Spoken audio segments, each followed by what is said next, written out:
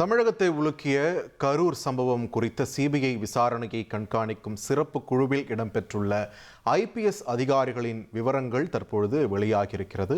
இது தொடர்பான முக்கிய செய்தியை பார்த்து வருகிறோம். கூடுதல் விவரங்களை வழங்க இணைகிறார் எமது செய்தியாளர் வெங்கடேசன். வணக்கம். இந்த சிபிஐ விசாரணையை கண்காணிக்கக்கூடிய சிறப்பு குழுவில் யார் யாரெல்லாம் இடம்பெற்றிருக்கிறார்கள், அவர்களுடைய பின்னணி என்ன, விரிவாக பதிவு பண்ணுங்க.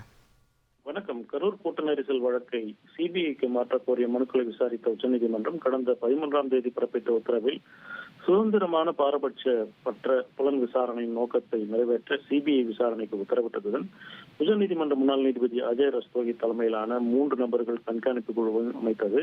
அந்த கண்காணிப்பு குழுவில் தமிழ்நாட்டைச் சேர்ந்த ஐஜி ரேங்குக்கும் மேலும் உள்ள தமிழர் அல்லாத 2 அதிகாரிகளை நியமிப்பார் என்றும் தெரிவித்திருந்தது.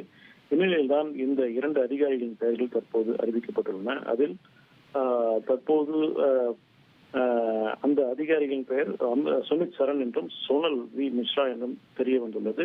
தமிழ்நாட்டு பிரிவைச் சேர்ந்த அந்த மூத்த ஐபிஎஸ் அதிகாரிகள் சுமித் சரண் தற்போது எல்லை பாதுகாப்பு படையிலும், சோனல் வி மிஸ்ரா சிஆர்பிஎஃப் தலைமையகத்திலும் பணியாற்றி வருகின்றனர்.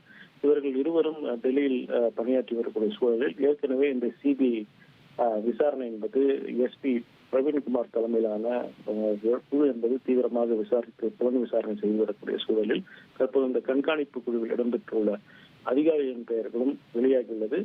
விரைவில் இந்த கண்காணிப்பு குழு கரூருக்கு சென்று முகாமிட்டு இந்த விசாரணையை கண்காணிக்கும் என்றும் தெரிய வந்துள்ளது. நன்றி வெங்கடேசன், உங்களுடைய விரிவான தகவல்களுக்கு. ட்ரெண்டை ஃப்ரெண்ட் ஆக்கிக்கோங்க. தந்தி டிவியின் சப்ஸ்கிரைபர்ஸ் அண்ட் ஃபாலோவர்ஸ் குடும்பத்துல நீங்களும் இணையுங்க.